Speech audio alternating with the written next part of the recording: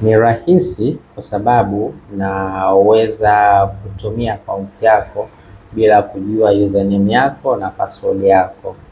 Ni rahisi kwa sababu ninaweza kucheza na ile two factor authentication na nikapata password yako. Tuanze na ya kwanza.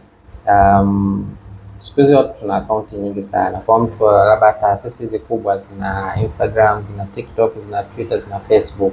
Kwa hiyo wanataka kujua maendeleo ya akaunti yao. Kwa wanabidi watumie third party app ambayo inafanya hivyo. Kwa wanazikusanya akaunti zote kwa pamoja, kwa wanakuwa wanaona maendeleo ya akaunti yake, watu wame likes, watu wame follow, na pia hata kitaka kuchapisha wanazitumia hizo third party app kuchapisha majarida yao kwenye mitandao ya kijamii.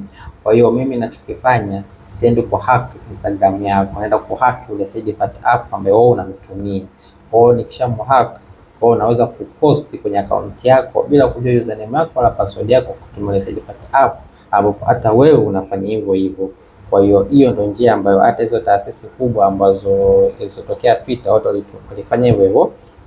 Inaonekana wanatumia vendor mmoja, kwa hiyo vendor akahakiwa hiyo third party app yake, kwa watu wakachapisha kule. Kwa hiyo mtu alichapisha ajui username wala password ya account ya hizo taasisi.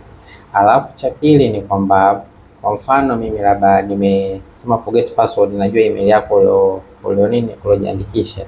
Alafu akaniambia forget password, labda Instagram wamesema kutumia kodi kwenye namba yako ya simu au kwenye email yako. Kwa hiyo mimi nitakuja kwako nitakwambia, oya mwanangu, nimeisha salio, naomba salio lako nimpigie bi mkubwa.